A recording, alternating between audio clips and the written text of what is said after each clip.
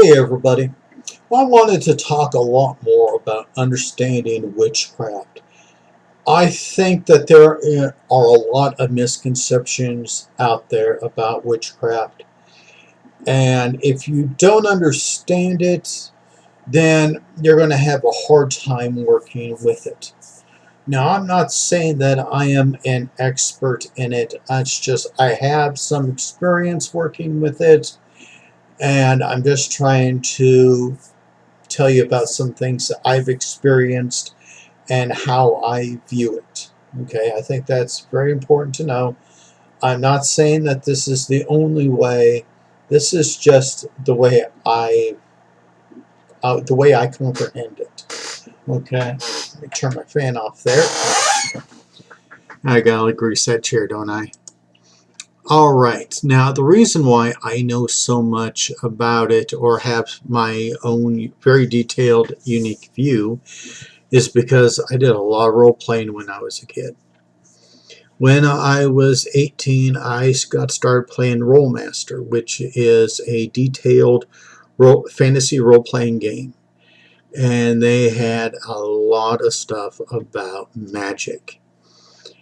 And I believe that the people that created Rollmaster, there were at least a couple of witches involved there. Now, I know some of you are going to say, oh yeah, listening to some nerd talked about his days playing D&D. But think about this, is a lot of witches out there, male and female, are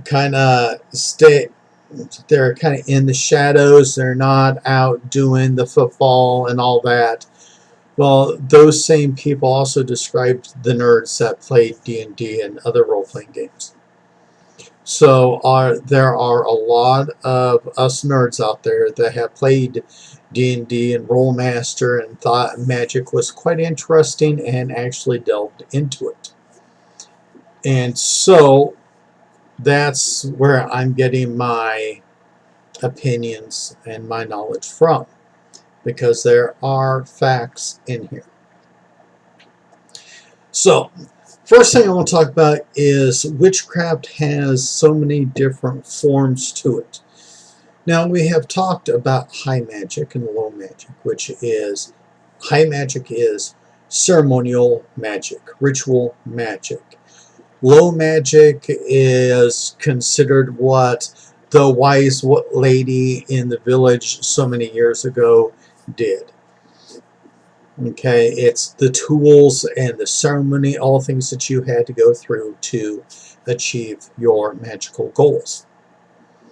Okay, now in Rollmaster, they have an interesting history of magic. Now, you got to remember, this is a generic role-playing game, so they take concepts and then they have to put a little bit of a role-playing spin into them, okay?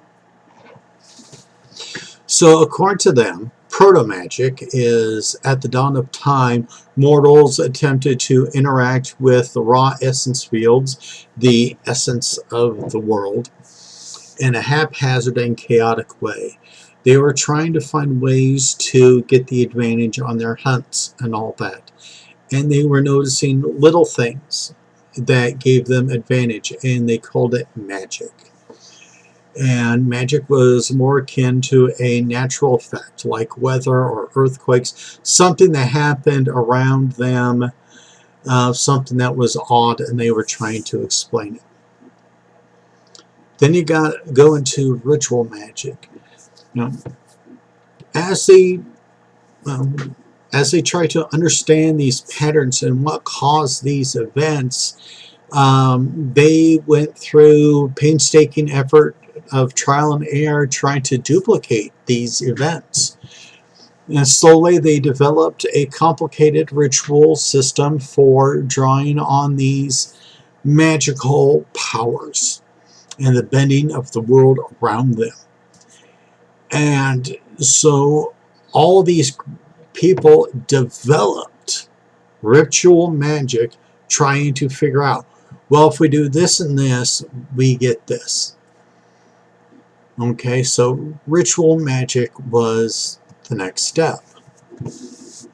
Next is arcane magic. Now, when I think of arcane magic, I think of the chaos witches out there. Over time, some of these magical people began to refine their rituals down to momentary procedures, tapping almost directly into the essence fields around them. It was a short step before these became the first true spellcasters.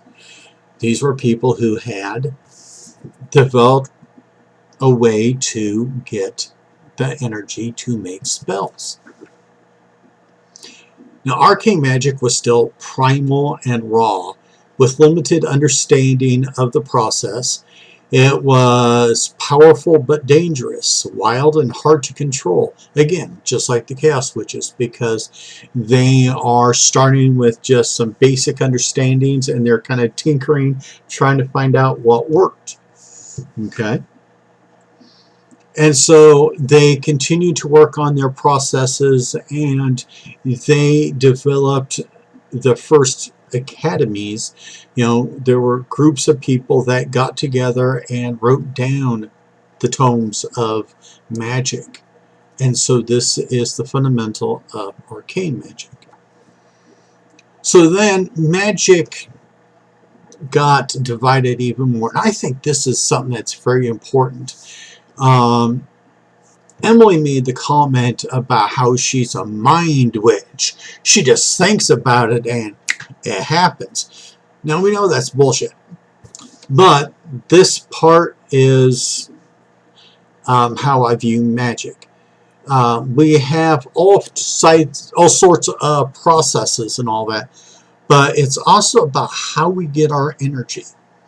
Because remember, magic is collecting energy, manipulating it, shaping it, sending it out.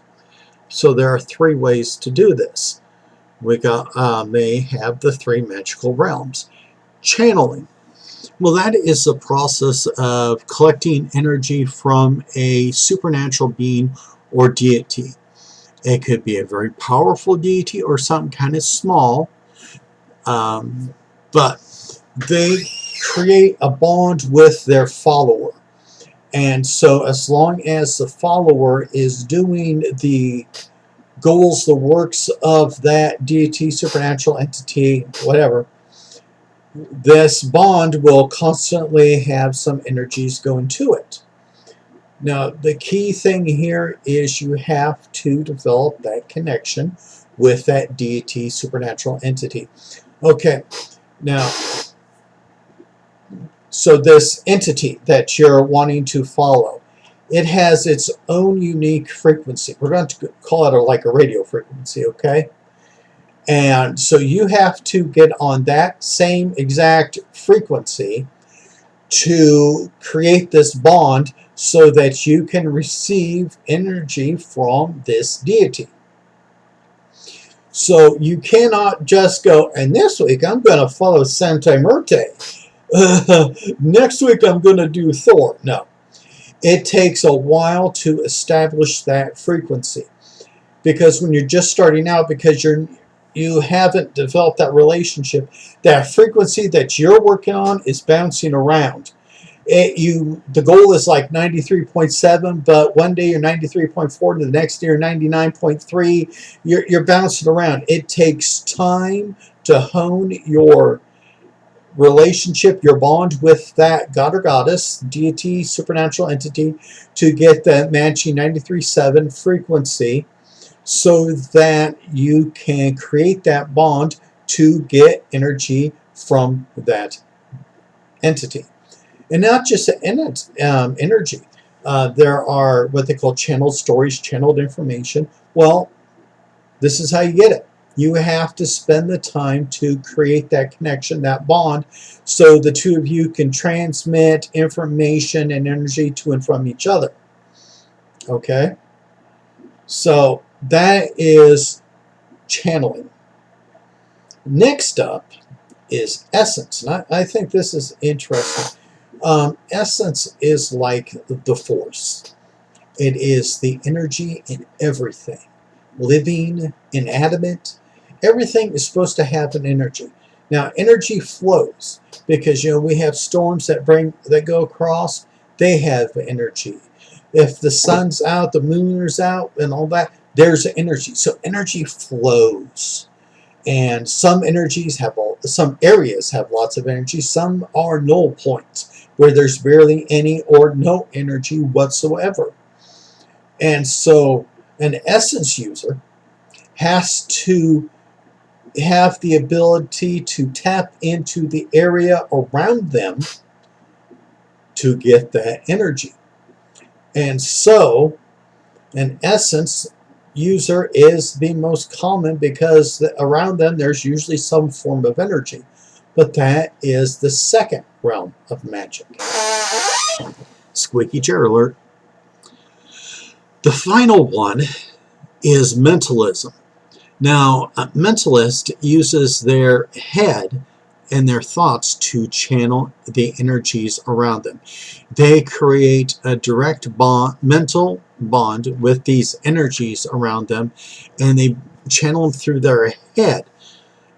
This is kind of more stoic, more emotionalist, and they will shape the energies in their mind, and when they're ready, they will send them out.